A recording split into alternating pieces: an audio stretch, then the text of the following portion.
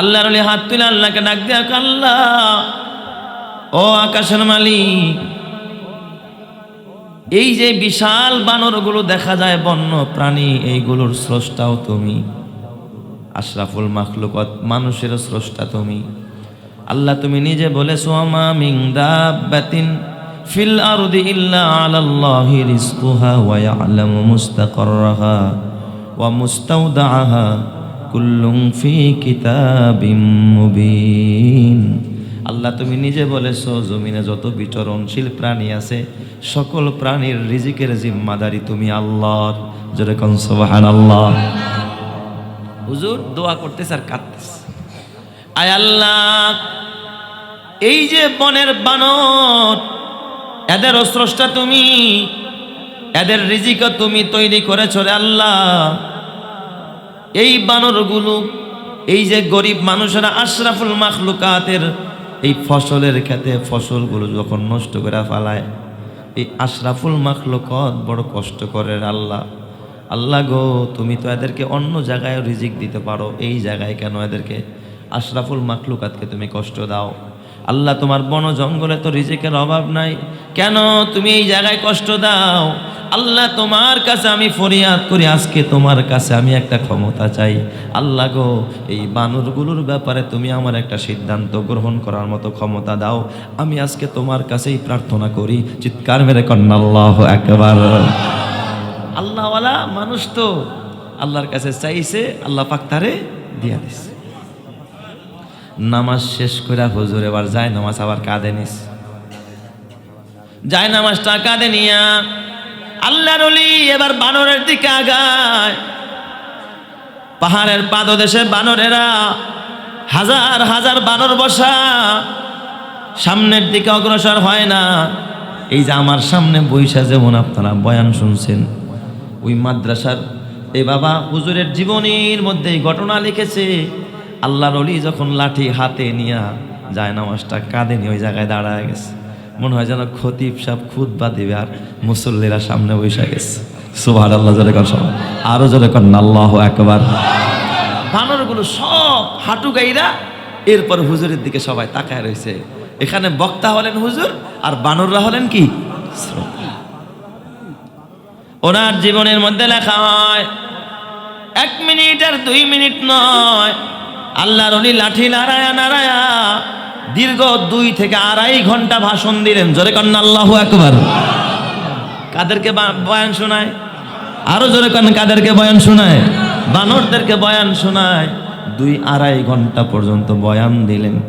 কিতাবের মধ্যে লেখে, বানরগুলোর দিকে যারা দূর থেকে নজর করতেছিল, প্রত্যেকটা বানকের চোখ দিয়া, ওদের মাথা দিয়া পানির ফোঁটা টপ টপ করে পড়তেছিল। সুবহানাল্লাহ, হুজুরের কথা ওরা কাঁদতেছিল। বানরগুলো ডাক দিয়া বলতেছে, খোলাসা কথা ছিল হুজুরের বক্তব্যের ভিতর, কি বয়ান করছে কেউ শুনে নাই, তবে খোলাসা কথা এটা ছিল। আল্লাহর ওলি ডাক দিয়া বলছে, বানরের জাতিরা, এখানে আল্লাহ তাআলা আশরাফুল মাখলুকাত মানুষের রিজিক রেখেছে, তোমার রিজিক তো আল্লাহ তাআলা বন জঙ্গলে রেখেছে, কেন আশরাফুল মাখলুকাতরে কষ্ট দাও? যারা আল্লাহ বলে ডাকে, যারা নামাজ পড়ে, যারা কোরআন পড়ে, যারা আল্লাহর ঘরে সেজদা দেয়, এদেরকে কেন কষ্ট দাও? তোমরা বন জঙ্গলে চলে যাও, আমার আল্লাহ তোমাদের না খাওয়া রাখবে না। বন জঙ্গলের ভিতরে আমার আল্লাহ তোমাদেরকে রিজিক দান করে দিবে। চিৎকার মেরে কন্যা আল্লাহু আকবার। হুজুর এই কথা বইলা সর্বশেষ লাঠি দিয়ে ইশারা করছে, যাও তোমরা চলে যাও। প্রত্যক্ষদর্শী যারা ছিলেন সবাই ডাক দিয়া বলে, আল্লাহর ওলি লাঠি দিয়ে ইশারা করতে দেরি হয়েছে। হাজার হাজার লক্ষ লক্ষ বানর তারা পিছনের দিকে ফিরা যখন পালাইতেছিল, বুড়া বানরটা বাচ্চা বানরটাকে মুখের মধ্যে কামড় দিয়া সেখান থেকে এই যে তারা গেছে হাজার হাজার শত শত বিঘা জমি, তারা ওই ফসলগুলো আল্লাহর ওলির এক বক্তব্যের কারণে আল্লাহ তাআলা বানরের উপদ্রব থেকে ওই এলাকাকে আল্লাহ নিরাপদ করে দিছে। চিৎকার মেরে কন্যা আল্লাহু আকবার। জিরি মাদ্রাসা বর্তমানে সবচেয়ে বড় হাদিয়া যেখান থেকে পায় ওই রাঙ্গুনিয়া থেকে 100 বিঘা জমি তারা এই মাদ্রাসার নামে লেখা দিয়েছে। জোরে কন্যা আল্লাহু আকবার। চট্টগ্রামের ঘটনা, যদি ওদিকে কারো বাড়ি থাকে খবর নিয়ে দেখে, 100 বিঘা জমি তারা মাদ্রাসার নামে অক্ষ করে দিচ্ছে। ওখানে ফসল বিক্রি করে যেই টাকা আসে এই টাকা দিয়া মাদ্রাসা আল্লাহ তাআলা আরামসে চালাচ্ছে। জোরে কান আল্লাহু আকবার। বলেন তো কুদরত কার? আরো জোরে বলতে হবে কুদরত কার? এই জন্য আমার বাজান খবরদার খবরদার, রিজিক নিয়ে পেরেশানির দরকার নাই। শুধু দরকার একটা রাজ্জাকরে চিনা, রাজ্জাকের পরিচয় হাসিল করা।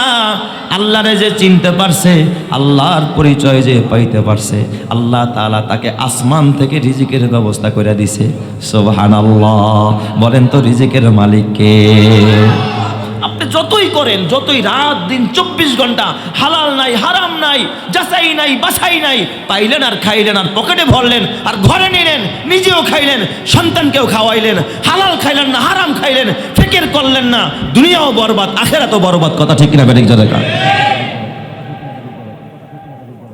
আল্লাহর হুকুম মানলেন না, নবীর তরিকা মানলেন না, এই খাবারের ভিতরে কোনোদিন বরকত পাবেন না।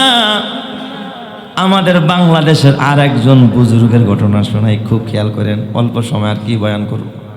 হাফিজি হুজুর রহমাতুল্লাহ আলাইহির নাম শুনছেননি? হাফিজি হুজুর রহমাতুল্লাহ আলাইহি, যদিও হাফিজি নামে তিনি পরিচিত। হাফিজি হুজুর রহমাতুল্লাহ আলাইহি বাংলাদেশের ভিতরে একজন খ্যাতমান বুজুর্গ ছিলেন। ওনার অন্যান্য কারামতি, অন্যান্য গুণগুলো এতটা প্রসিদ্ধি লাভ করে নাই যতটা প্রসিদ্ধি লাভ করছে হাফেজ, মানে উনি হাফেজজি। হাফেজ হওয়ার কারণে ওনার কি বলা হয়? হাফেজজি বলা হয়। অথচ তাসনিফাতের খ্যাতেও হুজুরের অবদান আছে, তাসাউফের লাইনে হুজুরের অনেক অবদান, দর্স তাদরিসের ক্ষেত্রে, হাদিসের খাদামাতের ক্ষেত্রেও হুজুরের অবদান সবচেয়ে শীর্ষে। সুবহানাল্লাহ যেরকম সবাই, কিন্তু সবাই হুজুরের চেনে কি নামে? হাফেজজি হুজুর নামে। অথচ এই হাফেজজি হুজুর রহমাতুল্লাহ আলাইহি প্রথম কিন্তু হাফেজ ছিলেন না। প্রথমে কি ছিলেন না? হাফেজ ছিলেন না। আমরা আমাদের সন্তানকে দেখবেন হাফেজ বানানোর জন্য অতটা উদ্গ্রীব না, আগ্রহী না, যতটা আমরা তাকে জেনারেল শিক্ষায় একজন উচ্চ পর্যায়ের শিক্ষিত বানানোর জন্য আমরা যতটা আগ্রহী হই, কোরআন শিক্ষা দেওয়ার জন্য আমরা অতটা আগ্রহী না। আমি ঠিক বললাম না ঠিক বললাম? চলে কোন স্কুলের পড়াশোনা ভালো, কোন কেজির পড়াশোনা ভালো, কেন পাবলিকে দিব না কোথায় দিব, না ইংলিশ মিডিয়ামে দিব না কোথায় দিব, এই জন্য অনেক অভিভাবকেরা, গার্জিয়ানেরা পেরেশান হয়ে যায়। আমি ঠিক বললাম না ঠিক বললাম? আপনি চাইলেই তো আপনার সন্তানকে মানুষ করতে পারবেন না। বলেন তো সন্তানকে মানুষ করার মালিক যিনি, তিনি কে? আল্লাহ। তবে আপনাকে সঠিক জায়গায় মেহনত করতে হবে, আপনাকেও অবদান রাখতে হবে। সেটা কোন জায়গায়? সঠিক জায়গায়। আপনি জঙ্গলে ছেড়া দিয়া যদি কোন আল্লাহ তুমি বাঘের হাত থেকে বাঁচাও, এটা তো হবে না। তাকে নিরাপদ জায়গায় দেন, এরপর আল্লাহর কাছে দোয়া করেন, আল্লাহ তাআলা যুগের শ্রেষ্ঠ বুজুর্গ বানিয়ে দিবেন। সুবহানাল্লাহ। আমাদের দেশের জাগতিক শিক্ষা প্রতিষ্ঠানগুলোতে বলেন তো, প্রাইমারি বলেন, মাধ্যমিক বলেন, উচ্চ মাধ্যমিক বলেন, এখানে সব কিছুই কি মানুষকে তাওহীদের পক্ষের শিক্ষা দেয় না তাওহীদের বিপক্ষের শিক্ষাও আছে? নাস্তিক্যবাদের শিক্ষা আছে না নাই? এই যে ডারউইনের মতবাদ শিক্ষা দেওয়া হয় আমাদের শিক্ষা সিলেবাসে আছে, এটা এই শিক্ষায় যদি কেউ শিক্ষিত হয় তাহলে তো সে আস্তিক হবে না, সে আস্থা একটা নাস্তিক হবে। ঠিক না ব্যাঠিক? যা দেখান। হ্যাঁ, তবে তাকে বুনিয়াদি শিক্ষা, প্রাথমিক যে একটা শিক্ষা আছে, ফারায়েজ এবং ওয়াজিবাত, যেগুলো একটা মানুষের দৈনন্দিন জীবনে যতটুকু শিক্ষা দরকার, এতটুকু শিক্ষা সন্তানকে দেওয়া একজন পিতার উপরে ফরজ। এতটুকু শিক্ষা যদি পিতা সন্তানকে না দেয়, কিয়ামতের ময়দানে এই পিতাকেও আল্লাহর কাছে জবাব দিতে হবে। এটা ফরজ ছিল আপনার উপরে, আল্লাহ চিনানো ফরজ। তাই তো লুকমানে হাকিম একজন গোলাম, সে একজন গার্জিয়ান। আপনিও একজন যেমন ছেলের গার্জিয়ান, আপনি বাবা। লুকমানে হাকিমও কিন্তু তার ছেলে, এই ছেলের ব্যাপারে সেও কি একজন গার্জিয়ান, অভিভাবক। তিনি তার অভিভাবকত্ব কিভাবে আদায় করেছেন। আল্লাহ রসুল বলেন, আলা কুল্লুকুম রাইন ওয়া কুল্লুকুম মাসউলুন আন রাইয়াতিহি। আমরা দুনিয়া চিনাই সন্তানকে, আমরা দুনিয়া চিনাই, ব্যবসা চিনাই, বিদেশ যাওয়া শিখাই, তাকে ইংলিশ স্পোকেন শিখাই, তাকে রাজনীতি শিখাই, তাকে ধনী মানুষ চিনাই, শিল্পপতি চিনাই, ব্যবসায়ী পলিসি তাকে শিক্ষা দেই, কিন্তু আল্লাহ পাওয়া যাবে কোন পথে, হালাল পথে চলা যাবে কোন পথে, আল্লাহওয়ালা কোথায়, মসজিদ কোথায়, নামাজ কোথায়, কোরআন কোথায়, হাদিস কোথায়, অধিকাংশ গার্জিয়ান সন্তানকে শিখায় না। কথা ঠিক না বা ঠিক জোরে কর। আপনি একদিন বিগ বসের কাছে যাবেন, কয় বাবা চলো তোমাকেও নিয়ে যাই, কিন্তু কয়দিন আপনার ছেলেকে নিয়ে মসজিদে গেছেন, দাওয়াত দিছে আপনাকে কমিউনিটি সেন্টারে, দাওয়াত পাইছেন, চিন্তা করছেন এই দাওয়াত খেলে তো 5,000-এর নিচে নেশার দেওয়া যাবে না, ছেলেটাই যেতে চাচ্ছে না, বলে বাবা চলো। কারণ বাবার টেনশন একটাই, এতটি টাকা দিয়ে দিব আমি একা খামু কে, সাথে পোলাটারেও নিয়ে যাই। কয় বাবা আমি তো এখনো গোসল করি নাই। কয় বাবা তুমি গোসল কর, আমি অপেক্ষা করতেছি। ঠিক আছে, গোসল সারায়া এরপর বাচ্চারে নিয়ে বাবা কোথায় যাচ্ছে, কমিউনিটি সেন্টারে খাওয়ার জন্য নিয়ে যাচ্ছে।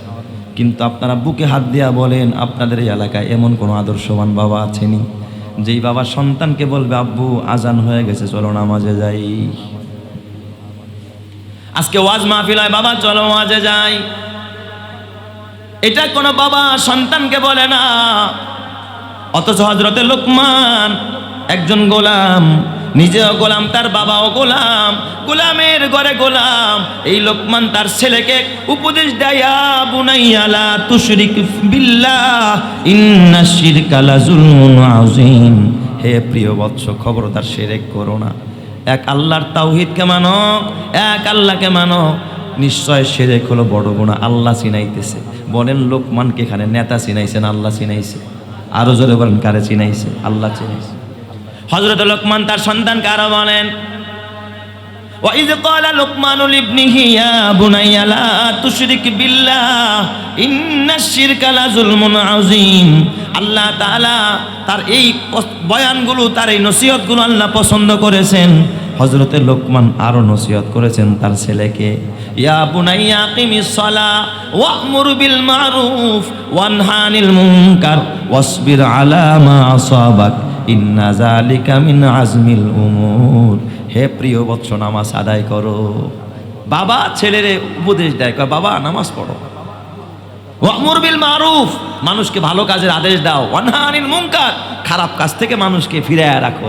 আর আমরা কি বলি, খবরদার বাবা ওরা যা করে তুই কিছু কইস না, ওগুলোকে পারবি না। আপনি খারাপ দেখা চোখ বন্ধ করে হাইটা যান, কিয়ামতের ময়দানে আল্লাহর কাছে কিন্তু জবাব দেওয়া লাগবে। ঠিক না বেঠিক জোরে কান? অন্যায়ের প্রতিবাদ সে যেই হোক না কেন আমাদের করতেই হবে। কথা ঠিক না বেঠিক জোরে কান? ইসলামের শিক্ষা, কোরআনের শিক্ষা। আপনি করবেন না, আমি করব না, তাহলে তো জালেম মাথা চারা দিয়ে উঠবে। ঠিক না বেঠিক জোরে কান?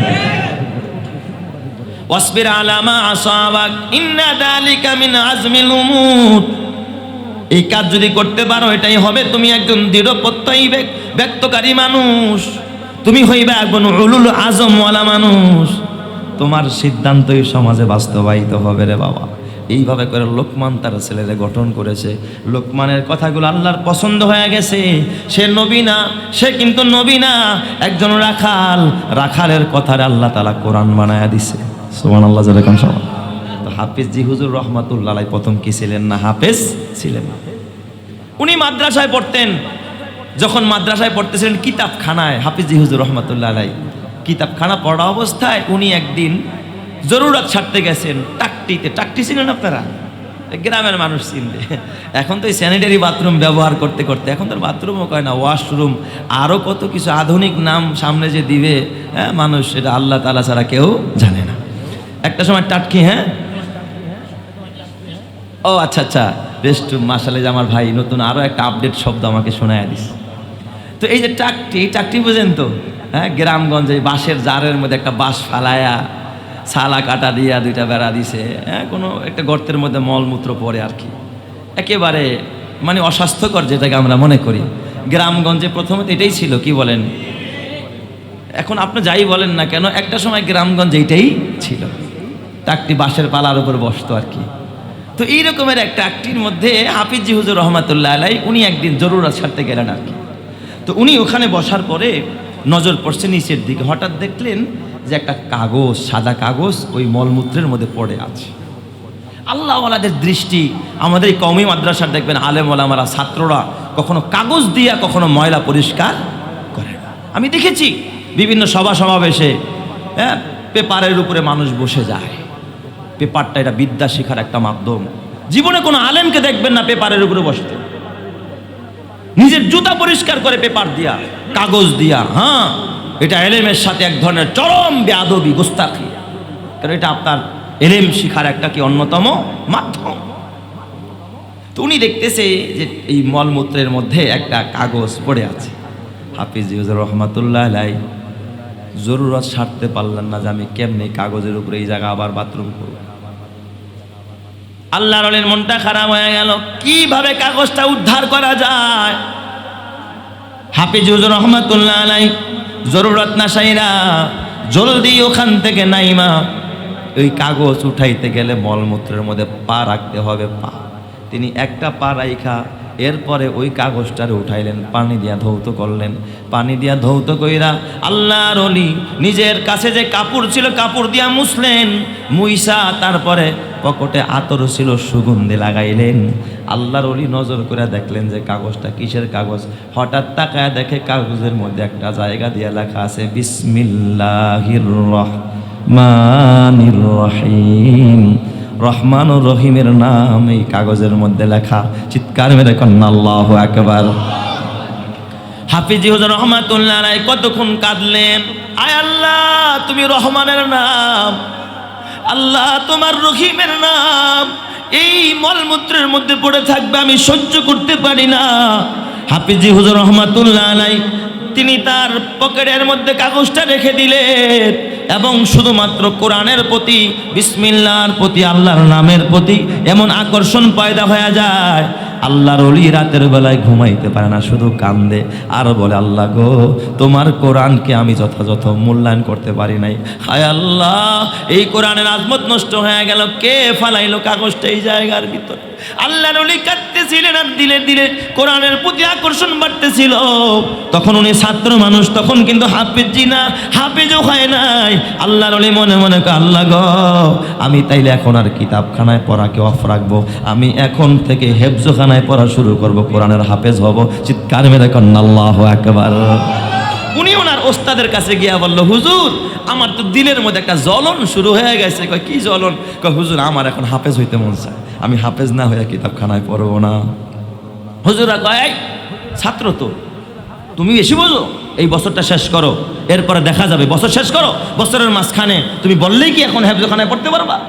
এই বছরটা শেষ করো। কিন্তু হাফেজ যে ঘুমাইতে পারে না, কোরআনের মহব্বত, আয়াতের মহব্বত, বিসমিল্লাহর মহব্বত, সুবহানাল্লাহ জোরে কোন সবাই। তার দিলের মধ্যে আল্লাহ তাআলা কোরআনের নূর জ্বালায়া দিচ্ছে। আল্লাহ তাআলা হাফেজি বানাবে। তিনি চিন্তায় পড়ে গেলেন, খবর নিলেন বিভিন্ন ভাইদের কাছে, সাথীদের কাছে, বড় হেফজখানা কোথায়? তখন সবাই এক বাক্যে বললেন ভারতের পাঞ্জাবে পানিপত নামক এলাকা, যে এলাকার ভিতরে কাজী সানাউল্লাহ পানিপতির জন্ম, যিনি তাফসিরে মাযহারি লিখছেন, ওই পানিপতের মধ্যে এক সুন্দর হেফজখানা আছে, বড় এক মাদ্রাসা আছে। হাফিজি হুজুর রহমাতুল্লাহ আলাইহি সব কিছু প্রসেসিং শেষ কইরা, কাগজপত্র, টিকিট, ভিসা সব ওকে কইরা তিনি ওই কয়েকদিনের ভিতরে, এক সপ্তাহের ভিতরে ওই যে বাবা পাঞ্জাবের পানিপতের উদ্দেশ্যে রওনা। ওই মাদ্রাসায় গিয়া হাফিজি হুজুর রহমাতুল্লাহ আলাইহি হেফজখানায় যখন ভর্তি হয়ে গেলেন, আল্লাহর বান্দা বড় হয়ে গেছে, কিতাবখানায় পড়ে, অল্প দিনের ভিতরে আল্লাহ তাআলা 30 পারা কোরআনের নূর তার সিনায় দান করে দিলেন। চিৎকার মেরে কান্না আল্লাহু আকবার। তিনি বড় হাফেজে কোরআন হয়ে গেলেন। এই সেই হাফিজি হুজুর রহমাতুল্লাহ আলাইহি ওনার জীবনী আমি পড়লাম। জীবনী পড়তে গিয়ে দেখলাম হাফিজি রহমাতুল্লাহ আলাইহি সব সময় ওই যে বিশ্বের হাফি রহমাতুল্লাহ আলাইহির ঘটনা উনি সব সময় পড়তেন আর নিজে নিজে কাঁদতেন। বিশ্বের হাফি নামে একজন মদখোর ছিল, মদখোর নেশাখোর ছিল, যে মদের আড্ডায় পড়ে থাকতো। হাসান বসরি রহমাতুল্লাহ আলাইহির যুগের একজন মানুষ ছিলেন বিশ্বের হাফি রহমাতুল্লাহ আলাইহি। উনি একদিন মদ খাইতে যাচ্ছিল, হ্যাঁ, মাদক সেবন করে যেখানে, সেখানে যাওয়ার পথে দেখে পথির মধ্যে একটা কাগজ পড়ে আছে। এই বিশ্বের হাফি কাগজটারে ধরে উঠাইছে, উঠাইয়া দেখে এটার মধ্যে লেখা বিসমিল্লাহির রহমানির রহিম। উনি কাগজটারে মুইসা তারপরে মাথার মধ্যে একটা কাপড় বাঁধা ছিল, ওই জায়গার মধ্যে লুকায়া রাখছে। সুবহানাল্লাহ। খোদার কোরআন মর্যাদা দিয়া মাটির থেকে উঠায়া মাথার মধ্যে নিয়ে জায়গা দিয়া বিশ্বের হাফি রহমাতুল্লাহ আলাইহি ওই মদের আড্ডাখানায় গিয়া মদ পান করছে রাতের বেলায়, মদ খায়া বেহুশ হইয়া টাল হইয়া পড়ে রইছে। ওই দিক দিয়া যুগের শ্রেষ্ঠ বুজুর্গ হাসান বসরি রহমাতুল্লাহ আলাইহি, আল্লাহ তাআলা হাসান বসরিকে স্বপ্ন যুগে দেখায় দেয়, ও হাসান তুমি কোথায়, যাও যাও জলদি যাও ওই মদের আড্ডাখানায় বিশ্বের হাফি নামে একজন আল্লাহর ওলি, একজন বুজুর্গ ওই আড্ডাখানার ভিতরে, মদের আড্ডাখানার ভিতরে মদ খায়া পড়ে রইছে। আল্লাহর ওলিরে নাপাক জায়গা থেকে উঠায়া নিয়া পবিত্র ঘর আল্লাহর ঘরের মধ্যে বসায়া দাও, আমি তারে ওলি বানায়া নিছি। চিৎকার মেরে কান্না আল্লাহু আকবার। আল্লাহ তাআলার বান্দা হাসান বসরি রহমাতুল্লাহ আলাইহি গিয়া দেখে বেহুশ হয়ে পড়ে রয়েছে। এইভাবে উনি গিয়া সেখান থেকে যে টান মারছে, ও বিশির ওঠো। টান মারার সাথে সাথে কলবটা নইরা উঠছে দিলের মধ্যে, আল্লাহ তাআলা ঈমানের বাতি জ্বালায়া দিছে। এরপরে যখন ওনার জবান দিয়ে আল্লাহ শব্দ বের হয়ে গেছে, বিশ্বের হাফির জবান দিয়ে এই যে আল্লাহ পাকের জিকির বের হয়ে গেল। ধইরা তারা মসজিদে নিয়ে আসছে, গোসল করায়া ওই জায়গার ভিতরে নামাজে দাঁড় করায় দিছে। বিশ্বের হাফি রহমাতুল্লাহ নাই বাকি রাত্রটা নামাজ পড়ে পড়ে রবের কাছে কেঁদেছে। আল্লাহ তাআলা তওবার বদৌলতে তাকে আল্লাহ তাআলা তার জগৎ বিখ্যাত ওলি বানায়া দিছে। জোরে জোরে কান্না আল্লাহু আকবার। এ আমার বাবা, এটা কোরআনের মহব্বত, কোরআনের আজমত। এই কোরআনের মহব্বত আপনার নিজের ভিতরে রাখতে হবে। এই কোরআনের মহব্বত নিজে করবেন, সন্তানকে করাবেন। নিজে আলেম হতে পারেন নাই, সন্তানকে আলেম বানাইতে পারেন নাই, অন্তত একজন আলেমের সাথে সম্পর্ক রাখতে হবে রে বাবা। নিজের আমল দিয়া মুক্তি পাওয়ার কোনো রাস্তা নাই। কিয়ামতের ময়দান আল্লাহ যদি জিজ্ঞাসা করে, গোলাম কি নিয়ে আমার কবরে আসলা?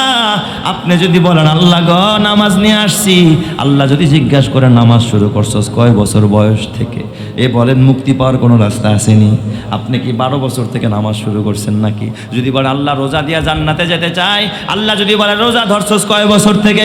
যদি বলে হজ দিয়া জান্নাতে যেতে চাই, আল্লাহ বলবে হালাল টাকা দিয়া হজ করছস না মানুষ দেখানোর জন্য করছস? নাজাতের কোনো রাস্তা নাই। এই জন্য আল্লাহ তাআলা ডাক দিয়া বলে, ইয়া আইয়ুহাল্লাযীনা আমানুত্তাকুল্লাহ ওয়াবতাগু ইলাইহিল ওয়াসিলা।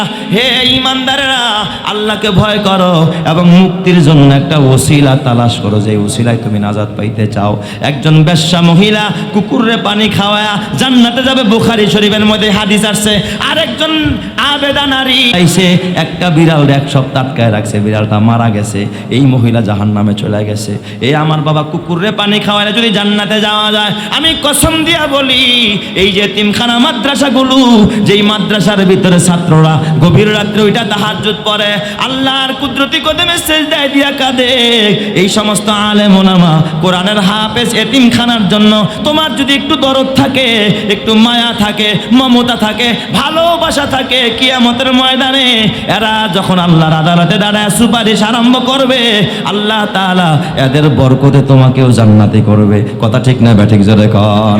অথচ আমার বাবা, তোমার সন্তান তোমার জাহান্নামে যাওয়ার কারণ হইতে পারে, তোমার ছেলেটা জাহান্নামে যাওয়ারও কারণ হইতে পারে। কারণ সে যদি বেনামাজি হয়, সে যদি উল্টা পাল্টা করে, সে যদি মাদক সেবী হয়, জাহান্নামে যাওয়ার কারণ হয়ে যাবে। অথচ নাজাতের জরিয়া হবে এই সমস্ত তালিবুল ইলমরা। অথচ কিয়ামতের ময়দানে যেই ছেলের জন্য এত দামি ভবন বানাইলা, সে বলবেন আল্লাহ আমার বাবা এত কষ্ট করলো, আমার বাবার গুনার বোঝাটা আমার মাথায় দাও। কোনো ছেলে তোমার গুনার বোঝা মাথায় নিবে না, তোমার বিবিও নিবে না, দুনিয়ার কেউ নিবে না রে বাবা। তাহলে কার জন্য পাগল হইলা? একটু ওসিলা তালাশ করো, একজন এতিমের খরচ বহন করো, তালিবুল ইলমের খরচ বহন করো, একজন এতিমকে খুশি করো। কিয়ামতের ময়দান আল্লাহর নবী বলে, আনা ওয়া কাফিলুল ইয়াতিমি কাহাতাইনি ফিল জান্নাহ। যারা এতিমের লালন পালনকারী হবে, আমি মুহাম্মদ ওয়াদা দিলাম, আমার 2 আঙ্গুল যেমন পাশাপাশি, ওই মানুষটা আমি মুহাম্মদের সাথে একই সাথে খোদার জান্নাতে থাকবে। জোরে কোন সুবহানাল্লাহ। এই দুনিয়াতে তুমি যতই করো আমার চোখ বুঝেই দেখো, লাগবে তোমার শুধু যে আধার। যাদের প্রেমেতে তুমি গো আজ হলে দিওয়ানা, এরা জেনে নাও কেউ কবরের সাথী হবে না, কেউ বুঝা তোমার নিবে না সেই হাসর ময়দানে। কি আমল তুমি করলে নিয়ে যাবে সেইখানে, কি আমল তুমি করলে নিয়ে যাবে সেইখানে। সেইখানে। এই মহল কোঠা সোনা দানা সব পরে রবে, এই সব কবরে নিয়ে গেছে কে বলো কবে। এই দালান কোঠা গাড়ি বাড়ি সব পরে রবে, এই সব কবরে নিয়ে গেছে কে বলো কবে। 2 গজ জমি কয়েক গজের ওই সাদা কাফন, শুধু এইটুকুতেই হবে তোমার জেনে নাও দাফন। যা পুঁজি তোমার এখনো তার বুঝলে না মানে, যা পুঁজি তোমার এখনো তার বুঝলে না মানে। কি আমল তুমি করলে নিয়ে যাবে সেইখানে। আল্লাহ তুমি বুঝার তৌফিক দাও, জোরে কানা আমিন।